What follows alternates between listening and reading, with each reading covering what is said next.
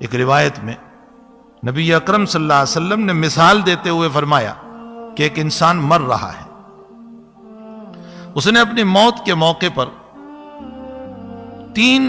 بیٹے تھے اس کے، بڑا بیٹا، اوسط، درمیانی اور چھوٹا۔ بڑے بیٹے کو بلا کر کے کہا کہ میں نے تیری بڑی خدمت کی ہے، تیرے حقوق بہت پورے کیے، تجھے بہت سینے سے لگایا، تیرے لیے سب کچھ میں نے کیا، آج میں مر رہا ہوں، تو کچھ میری مدد کرے گا؟ حضرت کتنی پیاری مثال اور ایگزامپل سے سمجھا رہے ہیں۔ تو بڑا بیٹا کہہ رہا ہے کہ ابا جی میں کیا مدد کروں، جب تک آپ رہو گے مجھے دیکھتے رہو گے، اور جہاں آپ کی آنکھ بند ہو گئی میں دوسروں کے پاس چلا جاؤں گا۔ باپ مایوس ہو کر دوسرے بیٹے کو بلاتا ہے، بیٹا میں مر رہا ہوں، میں نے تیرے لیے بھی بہت کچھ کیا ہے، تو کچھ میری مدد کرے گا؟ دوسرا بیٹا کہتا ہے میں کیا مدد کروں، بہت تو قبرستان تک آؤں گا، اس سے آگے کچھ نہیں۔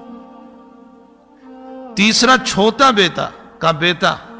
تو میرا چھوٹا بیٹا تھا، لیکن جتنے حقوق میں نے پہلوں کو دیے تجھے نہیں دیے، تجھ پر ظلم کیا، تجھے ستایا بھی ہے، اس لیے کہ پہلوں کی محبت میں دیوانہ تھا، لیکن مجھے امید ہے کہ چھوٹے ہونے کی وجہ سے ضرور تجھے مجھ سے محبت ہے، چھوٹی اولاد کو باپ سے محبت ہوتی۔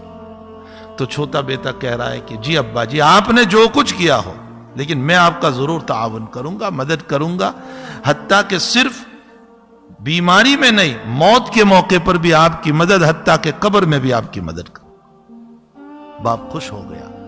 حضور پاک صلی اللہ علیہ وسلم فرماتے ہیں جانتے ہو تم،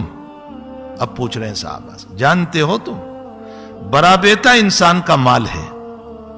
انسان موت کے موقع پر اپنے بینک بیلنس سے، اپنے مکان سے، اپنی جائیداد سے پوچھتا ہے میری کچھ مدد کر دو۔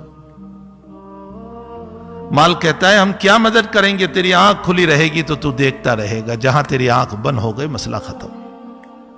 بلکہ مرض الوفات ہی سے مسئلہ ختم ہو جاتا ہے، جہاں بیماری لائق ہو گئی کہ وہ صرف 1/3 کا مالک رہ گیا،